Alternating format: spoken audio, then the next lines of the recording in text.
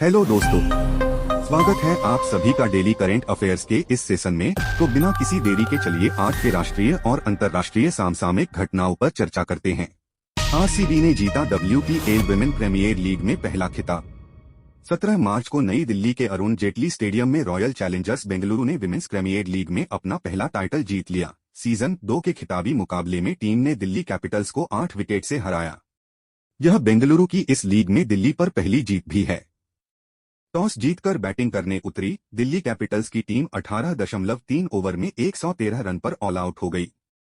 बेंगलुरु ने 19.3 ओवर में 2 विकेट पर टारगेट चेस कर लिया। बेंगलुरु की एलिस पेरी ने नाबाद 35 रन और ऋचा घोष ने नाबाद 17 रन का योगदान दिया। WPL के पहले सीजन का खिताब मुंबई इंडियंस ने जीता था। इस टूर्नामेंट में ऑरेंज केप एलिस पेरी और पर्पल केप श्रेयांका पाटिल को मिला। चलिए चलते हैं अगली खबर की ओर। IAS ऑफिसर शेफाली शरण बनी केंद्र सरकार की प्रवक्ता। 17 मार्च को IAS ऑफिसर शेफाली बी शरण को केंद्र सरकार के स्पोक्सपर्सन के तौर पर नियुक्त किया गया। सूचना और प्रसारण मंत्रालय ने ये जानकारी दी। शेफाली शरण 1990 बैच की IAS ऑफिसर हैं। शेफाली शरण प्रेस इंफॉर्मेशन ब्यूरो PIB के प्रधान महानिदेशक यानी प्रिंसिपल डायरेक्टर जनरल PDG का प्रभार संभालेंगी।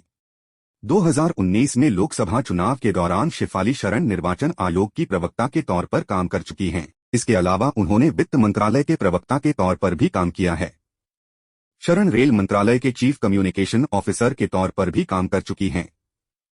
Press information bureau PIB Bharat सरकार की एक नोडल एजेंसी है। ये एजेंसी सरकारी नीतियों, कार्यक्रमों और उपलब्धियों के बारे में प्रिंट और इलेक्ट्रॉनिक मीडिया को जानकारी प्रसारित करती है। अगली खबर। पहली बार श्रीनगर में हुई फार्मूला 4 कार रेस इवेंट। 17 मार्च को पहली बार श्रीनगर में फार्मूला 4 कार रेसिंग इवेंट का आयोजन हुआ। ये car racing event Zabarwan mountain range पर स्थित बुलवार्ड रोड में डल झील के किनारे ललित घाट से लेकर नेहरू पार्क तक 1.7 किलोमीटर के ट्रैक पर हुआ। इवेंट के बाद कश्मीर के डिवीजन कमिश्नर विजय कुमार बिधुरी ने कहा कि इस इवेंट के बाद कश्मीर में स्पोर्ट्स के लिए युवाओं में उत्साह बढ़ेगा और इसे करियर ऑप्शन के तौर पर भी देखा जाएगा। FIA फार्मूला 4 रेसिंग इवेंट के लिए कोई वर्ल्ड चैंपियनशिप नहीं होती है, बल्कि रीजन इवेंट्स के तौर पर इसका आयोजन किया जाता है। फार्मूला 1 के मुकाबले फार्मूला 3 और फार्मूला 4 कम स्पीड में होने वाली रेस है। इसमें कार की मैक्सिमम स्पीड प्रति घंटे 210 किलोमीटर तक हो सकती है। इसमें शामिल होने के लिए मिनिमम एज 15 साल होनी चाहिए। अगली खबर। भारत और अमेरिका के बीच मानवीय सहायता और आपदा राहत HADR सैन्य अभ्यास टाइगर ट्रायम्फ 24 का आयोजन। भारत और अमेरिका के बीच स्थापित भागीदारी के अनुरूप दोनों देशों के बीच एक द्विपक्षीय त्रिसेवा मानवीय सहायता और आपदा राहत HADR सैन्य अभ्यास टाइगर ट्रायम्फ 4 18 से 31 मार्च तक पूर्वी समुद्र तट पर निर्धारित है।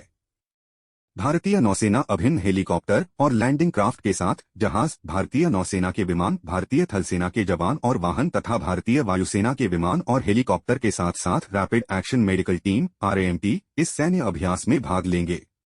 अमेरिका का प्रतिनिधित्व अमेरिकी नौसेना के जहाजों द्वारा किया जाएगा, जिसमें अमेरिकी मरीन कोर और अमेरिकी थल सेना के सैनिक शामिल होंगे। सैन्य अभ्यास टाइगर ट्रायम्फ 24 का उद्देश्य HADR अभियानों के संचालन के लिए अंतःपारस्परिकता विकसित करना और दोनों देशों की सेनाओं के बीच तेजी से और सुचारू समन्वय को सक्षम करने के लिए मानक परिचालन प्रक्रियाओं SOP में सुधार लाना है। अगली खबर। भारतीय सेना की टुकड़ी का संयुक्त सैन्य अभ्यास लमितिये 2024। भारतीय सेना की टुकड़ी भारतीय सेना और सेशेल्स रक्षा बलों SDF के बीच संयुक्त सैन्य अभ्यास लमितिये 2024 के 10वें संस्करण का आयोजन होगा। यह संयुक्त सैन्य अभ्यास 18 से 27 मार्च 2024 तक सेशेल्स में आयोजित किया जाएगा। क्रियोल भाषा में लमितिये का अर्थ है मित्रता। यह एक द्विवार्षिक प्रशिक्षण कार्यक्रम है और वर्ष 2001 से इसका आयोजन सेशेल्स में किया जा रहा है। भारतीय गोरखा राइफल्स और सेशेल्स रक्षा बल SDF प्रत्येक से 45 कर्मी सैन्य अभ्यास में भाग लेंगे। चलते हैं अगली खबर की ओर। पैरा तीरंदाज और अर्जुन पुरस्कार विजेता सुश्री शीतल देवी भारत निर्वाचन आयोग की राष्ट्रीय दिव्यांगजन आइकन होंगी। दिव्यांगजनों और वरिष्ठ नागरिक मतदाताओं के लिए मतदाता मार्गदर्शिका का शुभारंभ करेंगी।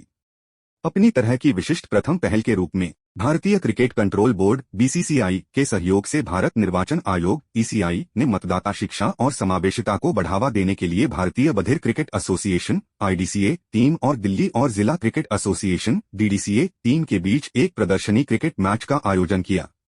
यह मैच 16 मार्च 2024 को नई दिल्ली के करनैल सिंह स्टेडियम में आयोजित किया गया था। इस अवसर पर प्रतिष्ठित पैरा तीरंदाज और अर्जुन पुरस्कार विजेता सुश्री शीतल देवी एक को दिव्यांगता श्रेणी PWD में राष्ट्रीय आइकन घोषित किया गया। अगली खबर, मानव विकास सूचकांक HDI 2022 की सूची जारी। इसे UNDP United Nations development programme द्वारा जारी किया जाता है। इसमें कुल 193 देश शामिल किए गए हैं। भारत का स्थान उस सब में 134वां रहा है। यह 2021 में 135वां था। शीर्ष स्थान प्राप्तकर्ता देश हैं: 1 स्विट्जरलैंड, 2 नॉर्वे, 3 आइसलैंड। अब आइए जानते हैं कि ह्यूमन डेवलपमेंट इंडेक्स HDI मापन के क्या आयाम है। पहला, स्वास्थ्य आयाम। इसका मूल्यांकन जन्म के समय जीवन प्रत्याशा के माध्यम से किया जाता है। दूसरा, शिक्षा आयाम। इसे वयस्कों के लिए स्कूली शिक्षा के वर्षों और बच्चों के लिए स्कूली शिक्षा के अपेक्षित वर्षों से मापा जाता है।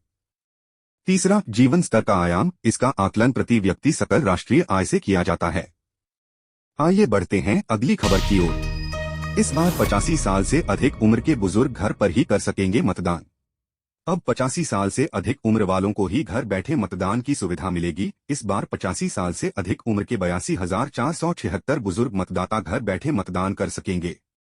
इसके अलावा यह सुविधा 40% से अधिक दिव्यांगता वाले मतदाताओं और कोविड-19 के संदिग्ध या संक्रमित मतदाता को भी मिलेगी। प्रदेश में इस बार 1,91,638 दिव्यांग मतदाता हैं। विधानसभा की तरह लोकसभा में 80 से 85 साल के बीच वालों को मतदान केंद्र वोट डालने जाना पड़ेगा। आपको मैं बता दूं कि छत्तीसगढ़ के मुख्य निर्वाचन पदाधिकारी रीना बाबा साहेब कंगाले हैं। अगली खबर, अग्नि 5 मिसाइल का सफल परीक्षण है। 11 मार्च को भारत ने अपनी पहली इंटरकॉन्टिनेंटल बैलिस्टिक मिसाइल अग्नि 5 का सफल परीक्षण किया। यह missile multiple independently targetable re-entry vehicle MIRV technology से लैस है। अग्नि मिसाइल 5000 किलोमीटर से ज्यादा दूरी तक वार कर सकती है। इसकी रेंज में पूरा चीन और यूरोप, अफ्रीका के कुछ हिस्से भी आएंगे। ये मिसाइल 1.5 टन तक न्यूक्लियर हथियार अपने साथ ले जाने में सक्षम है। इसकी स्पीड मैक 24 है, यानी आवाज की स्पीड से 24 गुना ज्यादा। अग्नि के लॉन्चिंग सिस्टम में कैनिस्टर तकनीक का इस्तेमाल किया गया है। इस वजह से इस मिसाइल को कहीं भी आसानी से ट्रांसपोर्ट किया जा सकता है। भारत के अलावा दुनिया के सिर्फ 8 देशों के पास इंटरकॉन्टिनेंटल बैलिस्टिक मिसाइल ICBM है। इनमें रूस, अमेरिका, चीन, फ्रांस, इजराइल, ब्रिटेन, चीन और उत्तर कोरिया शामिल है। अगली खबर, PM ने 10 वंदे भारत ट्रेनें लॉन्च की। 12 मार्च को प्रधानमंत्री नरेंद्र मोदी ने गुजरात के अहमदाबाद में 85,000 करोड़ की रेल प्रोजेक्ट का इनॉग्रेशन किया। उन्होंने देश भर के विभिन्न राज्यों से चलने वाली 10 वंदे भारत एक्सप्रेस ट्रेनों को भी हरी झंडी दिखाकर रवाना किया।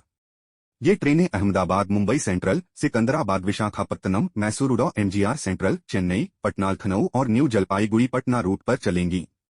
Puri Visakhapatnam, Lucknow Dehradun, Kalaburagi, Sir M Visvesvaraya terminal Bengaluru, Ranchi Varanasi और खजुराहो दिल्ली निजामुद्दीन रूट पर भी दौड़ेंगी। PM मोदी ने वंदे भारत की 4 ट्रेनों के विस्तार को भी हरी झंडी दिखाई। इनमें अहमदाबाद जामनगर और अजमेर दिल्ली सराय रोहिल्ला वंदे भारत का विस्तार है। गोरखपुर, लखनऊ और तिरुवनंतपुरम का सरगोड़ वंदे भारत को मंगलुरु तक बढ़ाया गया। इसके अलावा PM रेलवे स्टेशनों पर 50 प्रधानमंत्री भारतीय जनऔषधि केंद्र भी देश को समर्पित किए। ये जन औषधि केंद्र लोगों को सस्ती और गुणवत्तापूर्ण जेनेरिक दवाएं उपलब्ध कराएंगे।